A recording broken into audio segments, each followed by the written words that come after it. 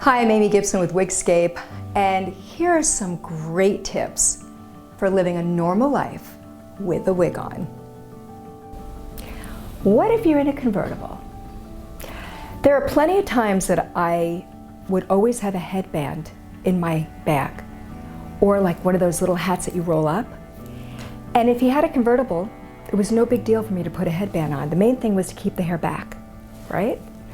He's not going to notice anything, just bring a hat. And if he goes to fondle again, you got the thing down. Oh, you know, my hair, yeah, I have a real thing about my hair, okay. I'm telling you, it always works. Like 100% of the time it worked for me when I was in control. When I wasn't in control and I did the, oh, you know, if you don't mind not touching my hair, they'd be like, what's up with you? Okay, like what's up with that? There was a real energy, weirdness. So again, it's about being in your own skin, okay? Here's another big mistake people make. When you're not comfortable with your wig or your hair loss, you end up looking down talking to somebody, right? Or you talk really, really fast, or you're playing with your hair constantly. Dead giveaways, because somebody goes, okay, they're not even gonna, it's not a conscious thing. It's almost like an unconscious thing where there's like this weird dance, and you know what I'm talking about. You know this has happened to you, you're gonna relate to it in a second, but this has happened so many times. But yet, when I got into my skin and I was like really comfortable, and a smile will take you a mile, okay? Just smile your way through it. You ever worry about someone hugging you up and they're gonna take your wig? Watch this tip. Hugging, a huge mistake women make when they're gonna hug. And most women are afraid to let somebody near them because they're afraid they're gonna pull on their wig. If you know someone's gonna hug you, right, move your hair out. Just like for a second, move it out of the way so they don't get caught. And if by chance they start to grab, oh, say, oops, hold on a sec, you got my hair. Again, it's being comfortable with yourself to be able to say what's going on without freaking out. That is the key to intimacy with a wig. How do you take a shower with your wig on without your partner ever knowing? Watch this tip. Taking a shower. Woohoo! Huge thing with women. How do I get up out of that bed that I've just been intimate with somebody, rolling around like a crazy person, and we're gonna take a shower together now? Or beforehand, what do I do? Well, that's where your thrasher wig comes in. When I was dating and knew it was going to be intimate,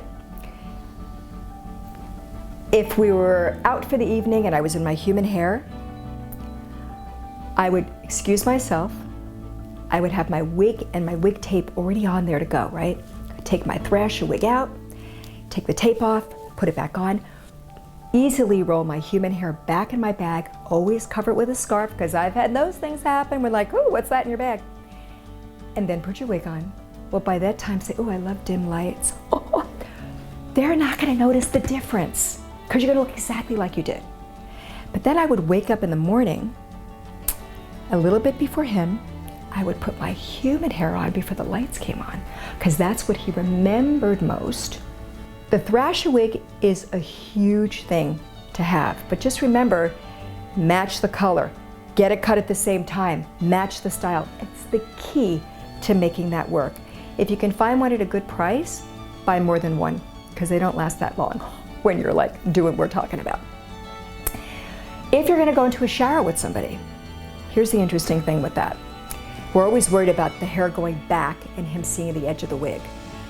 Even if you're wearing a lace front, it makes it easier with lace front.